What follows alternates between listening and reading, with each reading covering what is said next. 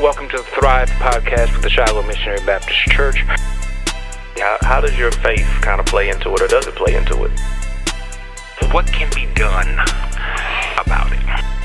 When I say the church, I'm talking about evangelical white Christians and the black folk who attend their churches.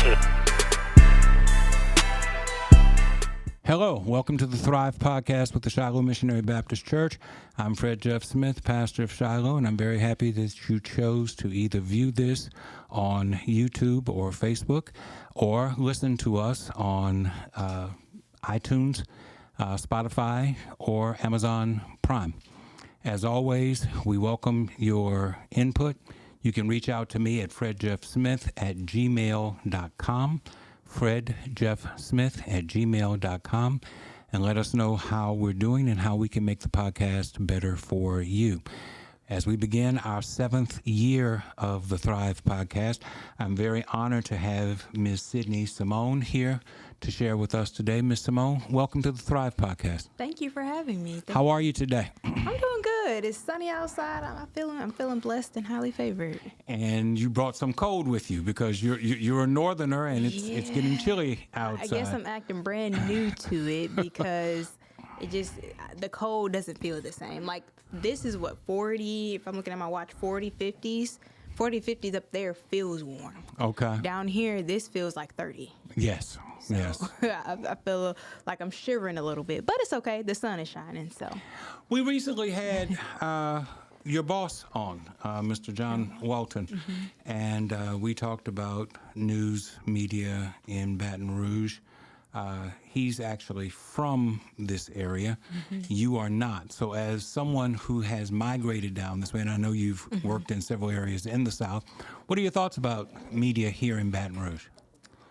Very interconnected, tight as in, you see a lot of the people out conversing, working together, a lot of politicians, organizations, people really get out and kind of converse with people. They did that in Houston as well. My experience in Shreveport, Texarkana was a little bit different, and it could have just been because I was starting out. And I know how to make connections and build relationships now. But I like it. Black power is very evident here, in a sense to where, you have your entrepreneurs coming together.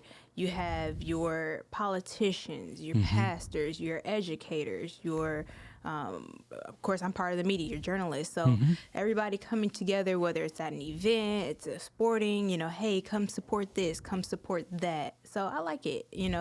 Of course, my experience in the Midwest was all growing up. So from like a media standpoint, it's a little bit different. But from talking from an adult and being a professional, I can tell that you guys try to stay connected and build those relationships and cross paths with each other. Do you sense tribalism here more than in other places where you have served, or less, or is it about the same? About the same. About the same. What would you say from your perspective? Well, I'm a native. I was born and raised here. Spent a little time in New Orleans, but for the most part, I've been here. And from my perspective, Baton Rouge, politically and racially, is about as tribal as you can get. And I was just wondering if you had the same perspective. I would say a little bit more than others. Again, when I was in Shreveport, I worked in Shreveport a lot, but I also lived in Texarkana, Texas. I spent a little bit more time up there. It was smaller, so it was a little bit different. Houston, it's a major city, so it is.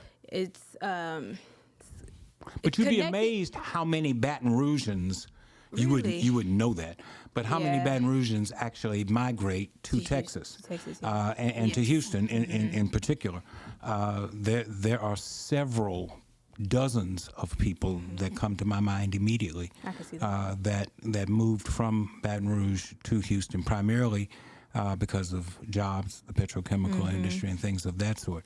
But there's a lot of Baton Rouge in Houston. I can see that. Yeah. When I talk to people, they've either come here from Houston or are going back. When I was in the Shreveport, Texarkana area, a lot of people were going over to Dallas. Dallas, Yeah. yes. Yeah. So Did you see my Cowboys stuff up there? I did. I still have my Cowboys hat. There you go. There you go. I'm not gonna be able to wear it anymore this season, but it's all good. We don't have to go there. We're just starting over for the 28th time. That's all. I know, right? But hey, the Detroit Lions made it in there. Yes, they did. First yes, time they in did. 30 plus years. And I might actually pull for them a little bit. I think I am. It depends on what happens to the Chiefs. My wife is from Kansas City. Right. She's a Chiefs fan. So as that's soon as they are gone, then maybe I'll root for Detroit. We'll see. You know, I told someone earlier I'm gonna go for the underdogs, but they were like, they're not counting on Detroit to be considered the underdog, which is very interesting. Well, they won their division. Yeah, so. which is unusual. Right, that's why I considered them. I mean, it is unusual. They did win, but it's unusual for them to win the divisional. So that's why I considered them the underdog. But, I understand. I understand. I want them to win at heart. So I don't want to ask you anything overly political, but I do want to ask you something that I think is political adjacent. okay. In Baton Rouge, there seems to be a tendency among broadcast journalists to move into politics. Our former mayor, Kip Holden, started off as a radio broadcaster at WXOK here in Baton Rouge.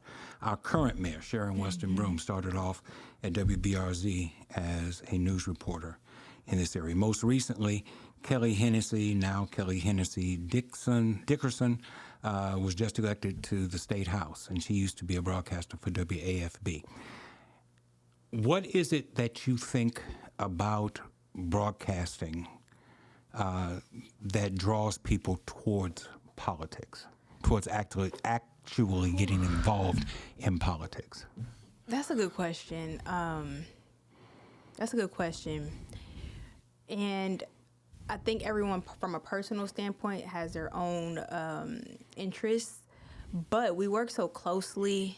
We work so closely with, politicians, law enforcement, and this is just my own thought process. Not sure what everyone's mindset is that as you start to tell these stories, maybe you're developing your own passions or redefining your values or seeing the gaps of what's needed and what's not needed or what you can improve. Or, of course, we have our own thoughts and opinions, but we're journalists, so we can't always say that. Right. But I guess crossing over would give you that opportunity to, change things or express yourself or take a stand for what you believe in. So that's just my thought process. And then, of course, the obvious, you guys are the Capitol. Like I said, just from me getting out and conversing amongst people, I can see that the politician to media relationships here are pretty good. So I can see why people would make the transition over, just understanding, how things work, being in the courtrooms or covering stories or, we spend a lot of time. I'm laughing because it's funny. As I was growing up, at one point I wanted to be either something in law enforcement, FBI, investigative, something in that. But then I quickly learned I do not like seeing everything that comes with it. So that crossed that off the list. But in a way, in my mind, I'm an investigative reporter at times. So I'm just covering it from a different perspective, a different lens. So I feel like it's very easy to cross sectors and paths. And that could be, why people tend to go that route. You get a voice, we don't really have a voice. And depending on what type of media or platform, things are changing now. So, you have different forms and styles of shows, podcasts, television broadcasts, where people are paid to give their opinion. But local reporters, if we're talking about Baton Rouge, we're journalists. We're telling both sides, left and right. So, define for me, or distinguish for me, the difference between a news reporter and a pundit.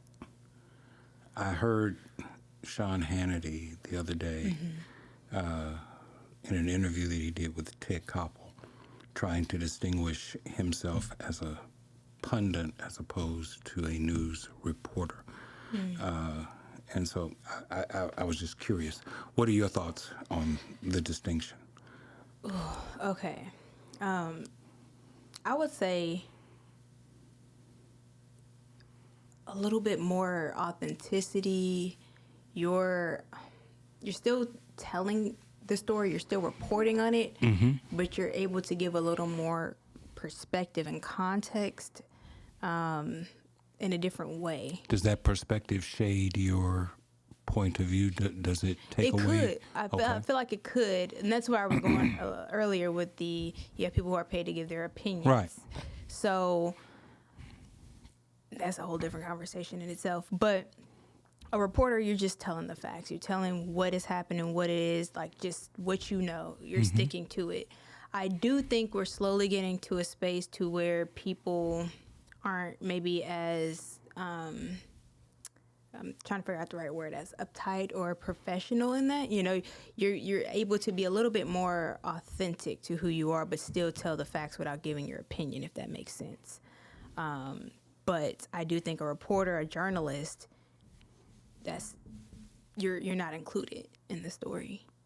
You're not giving your thoughts, what you think. Of course, we might think it, you know, we might talk amongst ourselves, but it's never going to come out. We're supposed to tell left and right, tell both sides. Otherwise, it affects your credibility. Because when you start inserting your opinion, then you might have some people who may question whether those are the facts, or you might have a certain group of people that might deviate towards you for your specific opinion. So I don't know. I feel like that's a tough one, but I will say there's a difference between a journalist and a pundit, a spokesperson, commentators, that group of people. Just like, in my opinion, nowadays, I feel like a reporter to MMJ, which is multimedia journalist, is a little bit different in a sense to where some people would say you're a reporter, you're just writing and talking, versus a multimedia journalist, you know, you're editing, you're writing, you're shooting, you know, putting more into it. Some people are on the reporting side to where they're out just telling the story. That's it. You have some who are more involved in the creative process in terms of shooting, editing, and being out in the field, which I do think nowadays you will see more multimedia journalists. I know maybe 10, 15, even 20 years ago, it was more so just reporter, but that's because you have photographers helping and sorts of things and so on and so on. You have worked out in the field, and you have worked in the studio behind the desk. Which is your preference? I'm in the current process of trying to figure that out, which is why I think I appreciate my position right now, because I'm still doing both. So I'm a weekend anchor and reporter. So weekends I'm anchoring, and weekdays I'm in the field. And I'm still trying to figure that out. Prior to this, before I went to Houston as a reporter, I actually went to Houston as a reporter because I wasn't sure if I wanted to go the anchoring route. And it's kind of tough because it's like the best of both worlds. You like them for different reasons. Like some days I want to be indoors. Some days I like to be out in the midst of what's going on, actually seeing it, actually having some thought process and creative control over how the story looks and how you tell it, which is what being in the field gives me the ability to do. But being inside anchoring, you connect a little bit more with the viewer from a personal standpoint. It's you and the viewer, you and that team of people who are in the studio. So it's a little bit more of a connection, in my opinion.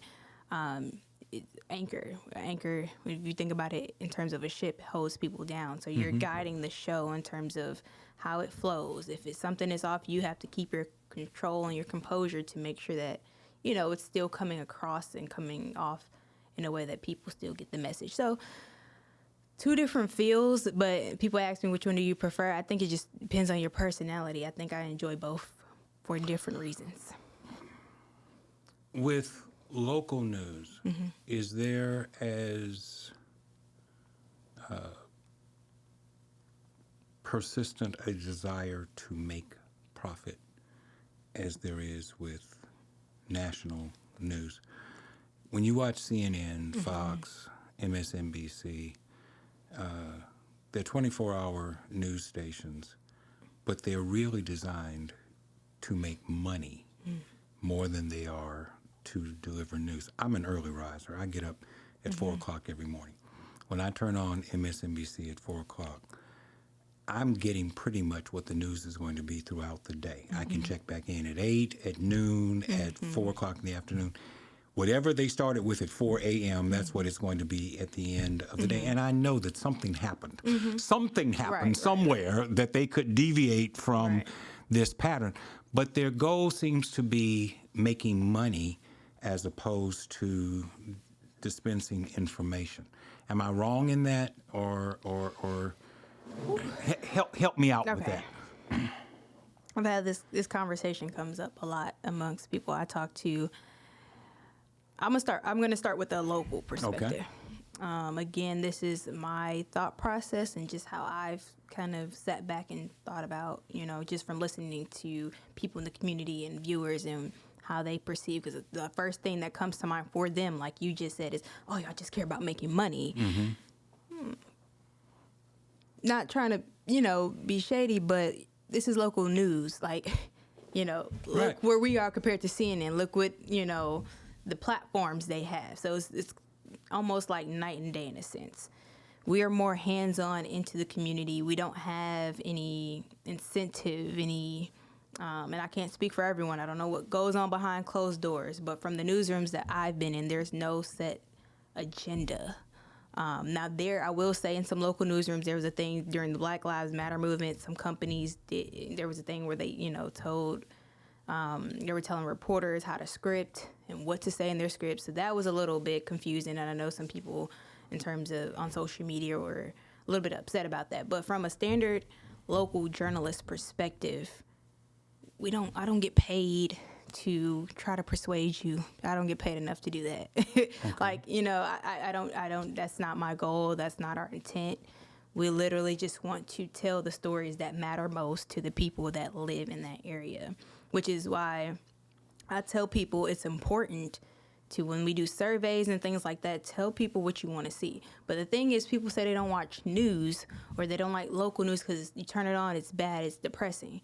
But when we do these studies, believe it or not, that's the first thing. What do you want to see? Or what do you want to know about? The crime in the area. But then you're telling us, y'all don't like the news because we're reporting on the shootings and the crime and the things like that. But, I get it. It's all about balance. And nowadays we have overload of information with social media and, you can be easily affected by it from a mental health perspective. So I get it. But going back to your question, our focus is community. We don't have any set motive or pay or money to influence you one way or another. At least at this particular market, this particular level. Again, I can't speak. Yeah, Baton Rouge is a generally small market. Right. I would say mid-size, but you have WFB, you have WBRZ, and then you have 33, 44, which is pretty much some kind of a conglomerate. Right. I lived here all my life. Always had WFB. It was once locally owned. Now it's some part of some network. WBRZ, also locally owned. I remember when 33 came on the air. It was WBRT at the time, and then later 44 came on the air. They intentionally stayed away from news. So for us, even though there were 3 stations, there was really only 2 news outlets. And you either liked Channel 2 or Channel 9. Now that you guys are fully invested in news, as you are, you guys still have a lot of ground to make up as far as ratings are concerned. Not trying to be ugly, just stating facts. So does not profit come into ratings? And I didn't forget what my original question was. I was trying to get back around to it. I figure if you're the number 1 ranked news station, you draw more money than number 2 or number 3. So that doesn't play into what you all do? It does, but of course, with any business, entertainment. I know we just had the SAG-AFTRA strike. It's a business at the end of the day. So yes, money has to be made in order to keep the lights on and keep it going.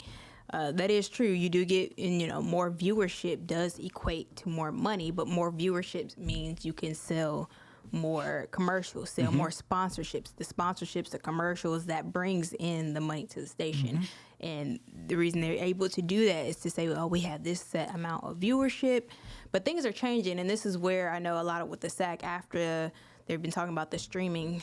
It's kind of similar to us as we start to transition a lot to digital. This is where it's starting to get blurry, even with the ratings. I was talking to someone the other day, and I could be wrong, I don't want to speak prematurely, but I know one of the companies who gives us our ratings may or may not be doing that anymore, but you get your ratings based on cable boxes, cable TV. A lot of streaming nowadays. You have people that get stuff from social media, websites. We stream on our websites, page views. So just trying to figure out the way to equate that correctly to a dollar amount and track that, because the numbers, and it's funny because I was looking at the numbers across the board in terms of ratings. If you total the amount of ratings we have for cable news for the whole area across all the stations, it still doesn't equate to the population, which I know I would say about 1/4 of the population is watching news in the area based on what I saw. I think we have, and I Googled it the other day, about 222,000 people in Metro Baton Rouge area. Total across, this is just one show I looked across. So when I looked across to 10 p.m., if I added it up amongst all the stations, it's about 50 to 60,000 people. Okay. So you mean tell me only 50 to 60,000 people are watching news every day? That could be true. But if so, that's even a different issue, 1/4 of the population. But I think there's no way for us to properly track whether people are watching it on Fire Stick, whether they're getting it from Hulu, Peacock, wherever. And I think that's a issue across a lot of the entertainment and TV right now, is trying to track that. But at the end of the day, yes, you do have to make money, and trying to figure out how to make money on the internet, on digital platforms, the way they used to be able to do it, or technically we're still doing it, the way you do it on cable. So if we're talking from a national perspective, again, larger platforms, they have the money to invest into their journalists, their commentators, marketing, promotion. So yes, the agenda could be different from a national news perspective. But again, it goes back to the outlets, the platforms that you tune into, that you follow, that you watch, and why you watch certain platforms and outlets. For what are you looking to get? When you turn on WFB, WBRZ, WGMB, WVLA, we're news. You're going to get your local news for Baton Rouge. That wasn't always the case with you guys. Right. They were funneling in news that was actually being produced in a different part of the country. I'm glad that it's back to being local. Are you frustrated? How long have you been in Baton Rouge, if you don't mind my asking? A little bit over a year. Okay. For almost the entire time that you have been here, if not the entire time that you have been here, 33 WVLA, when I was a kid, it was BRT, has not been on DirecTV, and I'm a DirecTV subscriber. Is that frustrating to you as someone who's an employee of that news station? I mean, yeah. It is, just because we know that we want to reach as many people as we can. Right. But unfortunately, it is out of our control. So. But it does affect your ratings. It does, because we're whoever that group of people is that used to get that particular news segment on that station. Yeah. So that does take away from our numbers. That is something on a higher corporate level. Our corporate, conversing with the company, that particular cable company. But yeah, it does. It could be frustrating just knowing, like I said, we're not reaching everybody that we could, or our loyal viewers, when you have people who do watch you and do support you, and they can't get their programming. But our hope is that issue will be, resolved soon. Sound just like Mr. Walton when he was here. We hope that it'll be resolved. Yeah. I was reading your bio. I was reading information from your website, and you talked about being an effective storyteller, and that caught my eye. What, in your opinion, is an effective storyteller, and how is it that you meet that need? Understanding, one, that we're human first. We could want the story, we could want to get the views. Understanding that, of course, we have pressure on us, which a lot of people don't understand, to get the story. But I'm never going to put the person I'm interviewing, for example, being compassionate. Like, when we're out doing a story on a crime scene or someone that just lost a loved one, of course, at the end of the day, it is our job to get the story. So we have to get the story, but in a way that connects with people, being able to do it in a way to where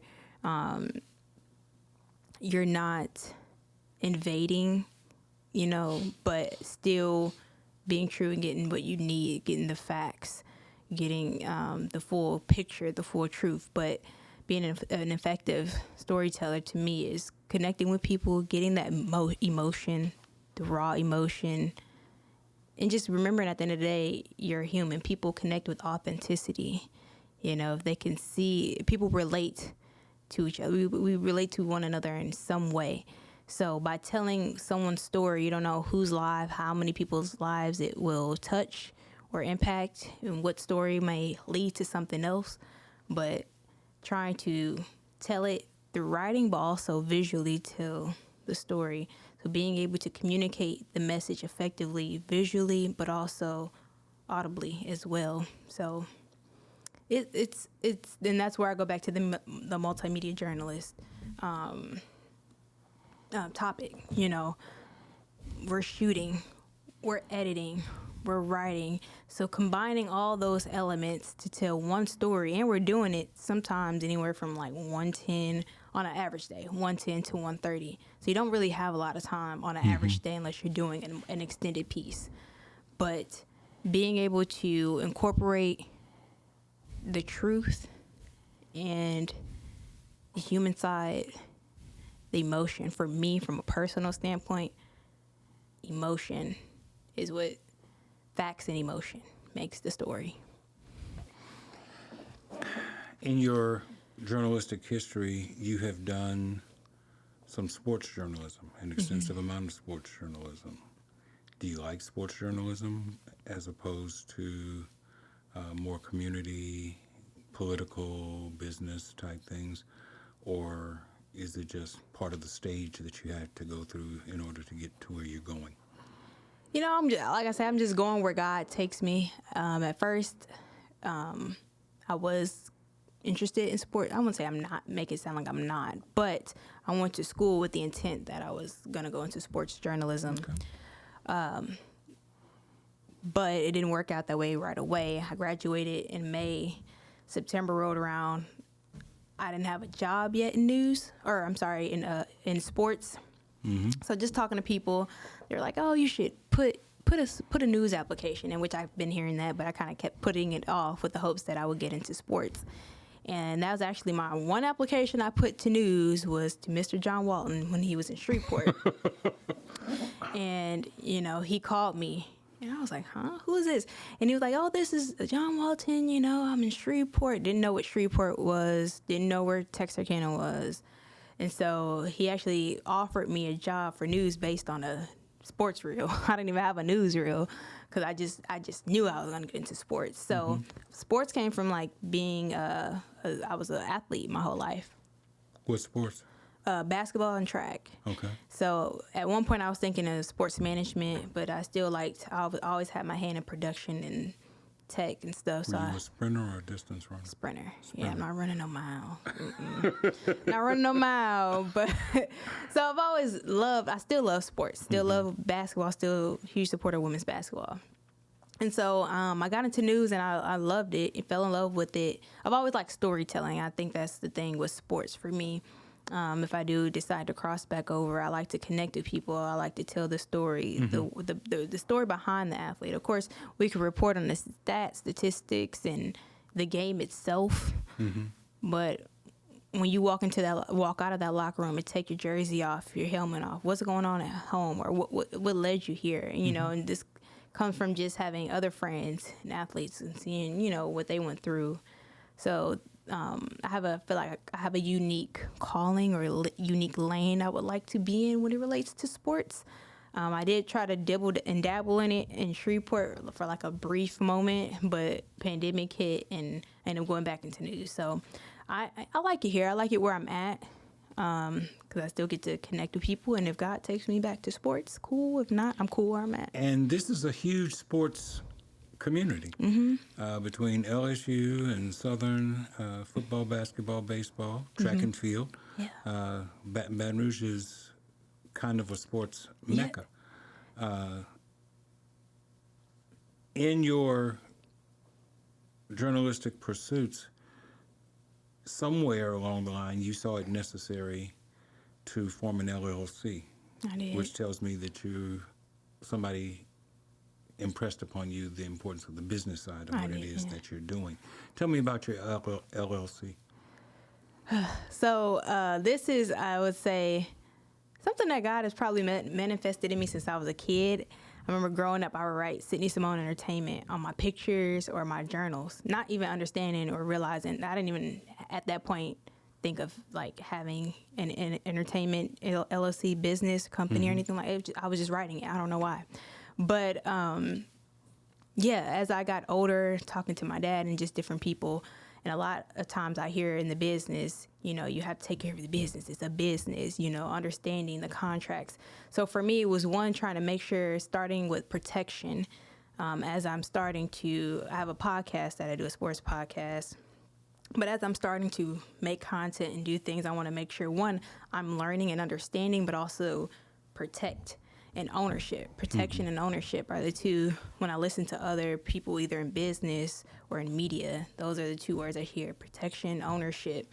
And so I feel like starting an LLC is just a start to a long line of ownership. Then it comes trademarks, patents, copyrights, and things like that. So for me, it's one, teaching myself, expanding my own thought process, and just understanding, because I do want to do other business ventures outside of media. But I feel like this is a way to protect my ideas, protect my craft, and branch out. So I did start LLC this past summer. Stepped out on faith. It's something I've been thinking about doing, but sometimes, you know, it's the process can be kind of scary when you don't know. So just been figuring it out as I go along. Well, I think that's a wonderful thing, and I'm glad to see that you're thinking along those lines. What's your relationship like with your colleagues here in Baton Rouge? I know you've been here for a year, but you have colleagues both within your own newsroom and across the other newsrooms. Is there camaraderie? Is there competition? Is there genuine friendship? How does that work? I feel like just like in any other workplace or environment, you know, you just have people you gravitate towards too, and not to say that you don't gravitate to the others for any particular reason. I think the newsroom I currently work in is everyone pretty much, you know, talks to everybody, you know, hello, friendly newsroom. Private relationships outside of that, I don't know about that in terms of everybody else. But I have friends at other stations, at BRZ, at AFB within my station as well. You know, we get together, converse, meet up. Yeah. You're not trying to beat anybody out for a story or anything like that. No. Well, at least not for me. That's never been my motto. I feel like what's for me is going to be for me, so I don't have to worry about that. But, you know, it's good to converse with one another, you know, have like-minded people who understand the business, understand what you do, you know, people you can talk to, and just having a set group of people. And for me, my first friends, since I'm not living anywhere near home, have been in the newsroom. They start in the newsroom, then go outside of my newsroom as I'm going to events or other organizations outside of the newsroom. I'm meeting other journalists and other people and reporters who work at different stations. And it becomes your friends and people you talk to on a daily basis. And I think you do need that support. Again, it's only so many of us out of this, in this area. And then when we break it down into Black journalists, it's even smaller. So it's important that you do lean on each other and stick together if you can. So that's what I try to do and make the best of it. You made a statement just a second ago, like-minded people who understand the business. I am not from the business. Sometimes I'm reminded of that by people who are from the business, that I'm not from the business. What overriding thing would you say somebody like me misunderstands about being in the journalism and the news business? I would say one, like time, schedule, pressure. So time, like sometimes our schedules are all over the place. The topics that we have to cover, the stories that we cover. And when I think about it from maybe like a dating standpoint, I know just talking to other friends and people, sometimes it can be hard to, date in this industry, or especially when we're moving around. People who know we have to migrate, understanding that you may be here with another reporter who's miles and miles away from home. So that understanding like the pressure we fall under every day in terms of meeting deadlines, getting stories and things like that. A high stress, but sometimes it can be a very high reward job. If you go into the grocery store, as I imagine you would from time to time, you run across somebody who recognizes you and they say, I didn't like the way you did that story. What is it that they didn't understand about what you did that they may be upset with you about, inappropriately upset with you about? From my understanding, I've never had that happen in public. Okay. I've had the opposite. I saw a good story, good job. But from my experience, what I have learned is, one, there's a difference between not liking something and something being done incorrectly.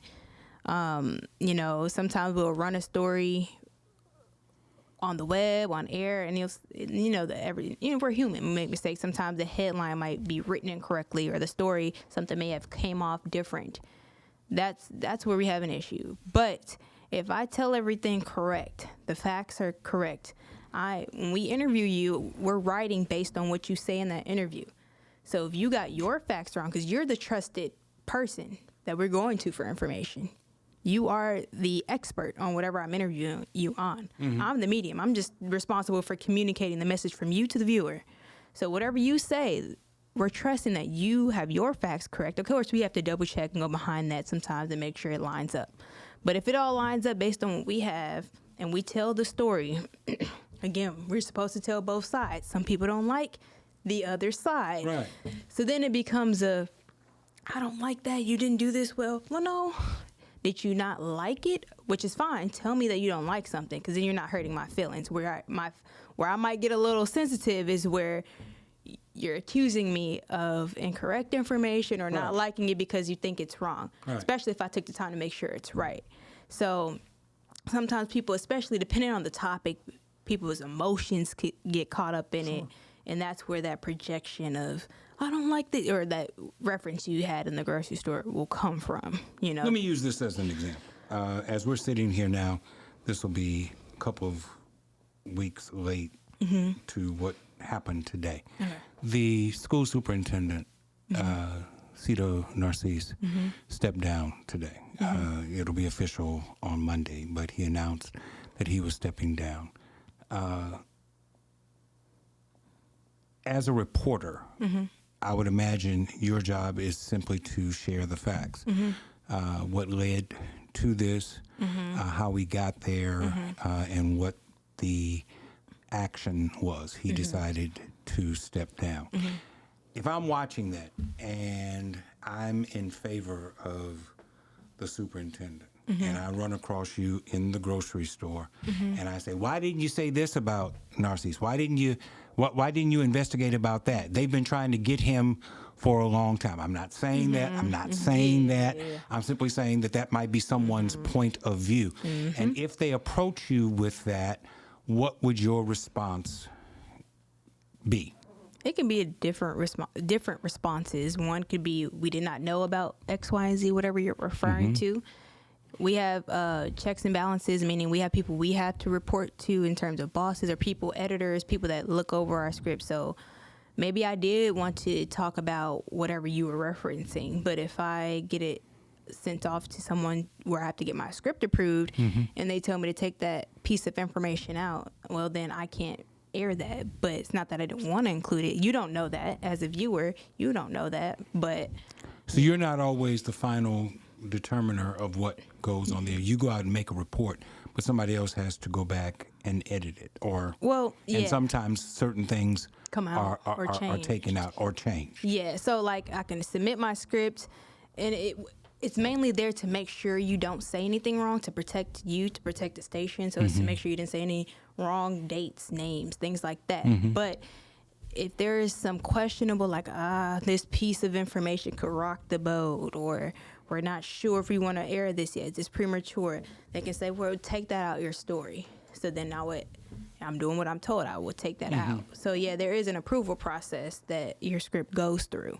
So again, to the viewer, it may look like I left it out, and that's what people don't necessarily, the average person doesn't understand. And that's what I was trying to get to. Yeah. Things that I might not understand. Yeah, there's a whole process behind the scenes, but at the end of the day, which is what journalists and anchors and reporters try to, convey back to, other people in the newsroom, the managers, whoever, is that, like, you're the face. So at the end of the day, everybody doesn't understand. They blame you because that's who they see. That's who's telling the story.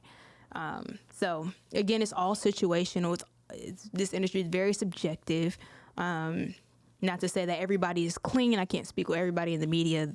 You may have journalists, even though you're not supposed to, who are naturally biased or more unbiased. It just depends. You may have publications, broadcast shows. Are we unfair when we draw conclusions that you guys have a bias?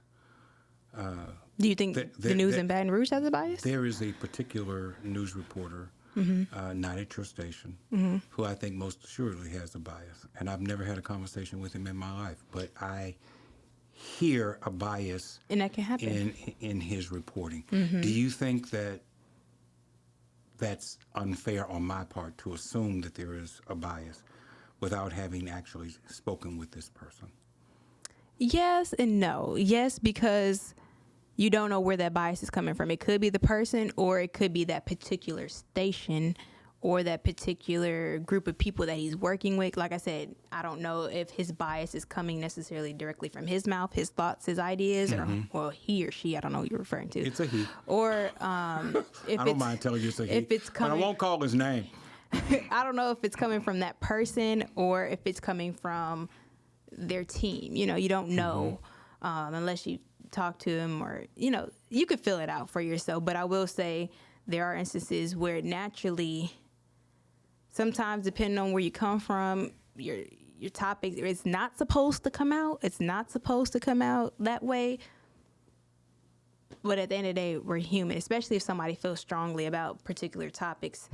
Even though they may not intentionally be writing it that way, it still might come out because they obviously put so much faith in whatever their beliefs are into whatever they're talking about. So again, no, it's not supposed to happen, but there are instances where it happens. And again, certain publications or networks, everybody has their own style, or people watch, just like people watch Fox, NBC, ABC, CBS. Everyone watches, has their own that they gravitate to. And a lot of those networks and publications may not think they have biases, but my question to you would be, why do you watch, this is just an example, why do you watch NBC over CBS? Or why do you watch Fox over ABC? I watch MSNBC because I'm a progressive liberal, sometimes moderate, don't care for Fox at all. We'll watch CNN from time to time. I've been told that I should watch News Nation, that they're more fair and balanced. We and are. Some of the News others. Nation is our national. Okay. Well, We, I so- did not know that. So, like, for what people don't understand, is a lot of on a local level.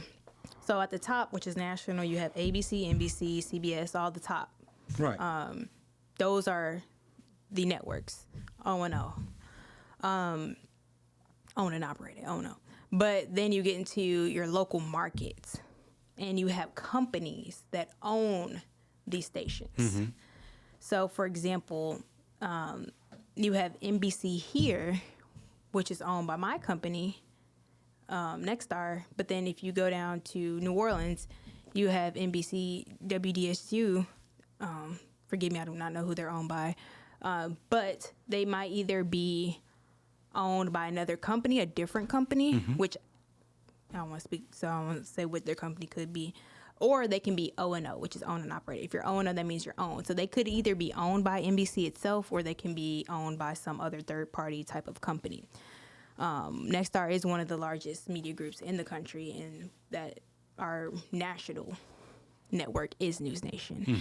And their whole thing is, again, just storytelling, unbiased, even down the middle, because the word from the viewers have been some other shows have become too far left or too far right. And again, my question was, why do you gravitate? So naturally, like I said earlier, I feel like sometimes it may not be the intent, or it may not start out one way, but if you have particular people that have, different backgrounds, cultures, opinions, it will bleed into the product. I'm not interested in being totally neutral.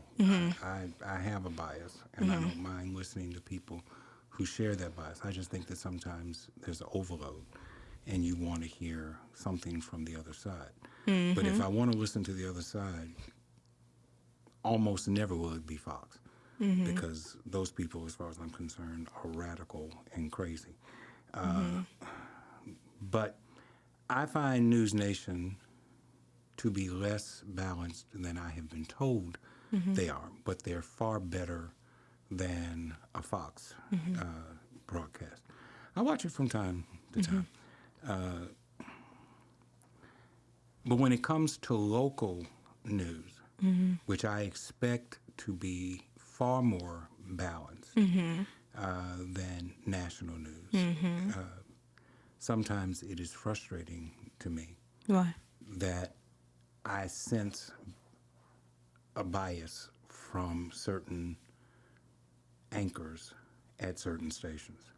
And I wonder if the bias is because of who owns them, as opposed to the actual bias of the person who's speaking. Yeah, and that's hard. That's hard to say. I spend way too much time thinking about that instead of actually dealing. It's hard to know with the story.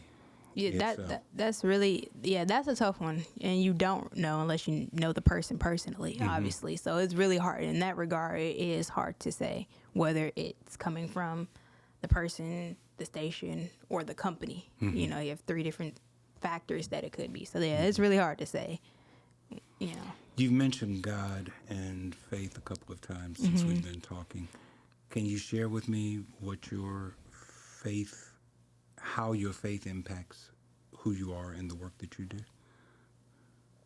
Well, I probably would have let go a long time ago. It's not a easy industry to be in, to get in at that. But,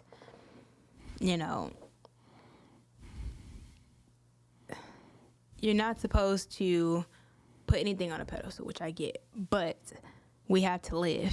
And starting out, especially when you're coming out of college, you don't make a lot of money. I have friends that come out of college and they were like engineers, business, they tell them they're making 80, 90K coming out of school. That's not my reality. But then when I think about, okay, well, what else can I go do? I don't know, because I feel like this is my passion, it's what I'm supposed to be doing, at least until I hear otherwise. So then it's like, okay, well, this is where I'm supposed to be, so let me trust the process. I've moved miles and miles away from home, no friends or family. So again, I'm trusting the process. You see stuff, you hear stuff on a daily basis. You have to have something to keep you grounded. You experience things in different environments, in newsrooms and areas. You're crossing paths with different people. Things may not be all as butterfly or rosy as they may be, but as long as I know I had that foundation, something to fall back on, it keeps me pushing and knowing that this is, this is just another stop on the journey. It's not the final destination. So something to keep me going, pretty much. I'm 62. I'm probably close to 3 times your age. I tend to look at everything through a filter of race. Race and economic injustice. My oldest son is 29. My youngest is 26. They don't always see things the way that I see them. You're closer to their age group. How do you see things? What's the primary filter for you? For me, the primary filter is race and economics. What for you is the primary filter for your outlook on life? Ooh, do you mean like in terms As a professional and the challenges that you face as a professional, as just an everyday human being walking up and down the streets of our community for as long as we can keep you till you decide to go someplace else? How is it that you look at life? When something happens, when a black kid is shot on the streets at 2 o'clock in the morning by a police officer, how do you filter that? When you're deciding where you want to live in the community, where you want to buy your home, or where you want to recreate, where you go to shop, where you go to the movies, what's the filter through which you, what's the lens through which you look at life and make those decisions? I would say economics. I would like to say just comfortability.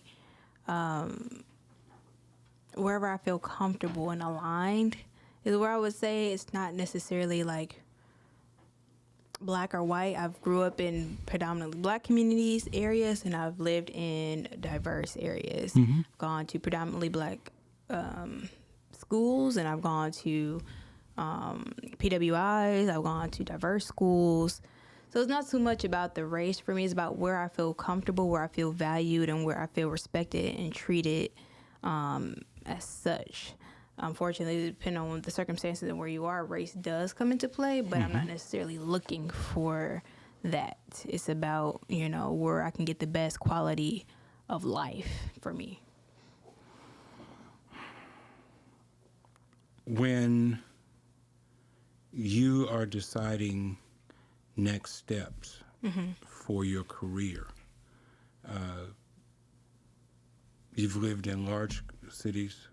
Houston's the 4th largest city in the country. You now live in Baton Rouge, which I believe is somewhere around 64, 65 in the nation, a much smaller community. Where do you think you're going to finally firmly plant your feet? Only God would tell, but I would hope, I've had my top 5 cities. I would hope to stay in the South, and I would hope to go back to Really? I would hope to stay in the South, go back to a bigger market. If I go back, up north or Midwest, I wouldn't mind. Again, I was born in Detroit, grew up outside of Chicago, so I wouldn't mind going back to Chicago or maybe even Detroit.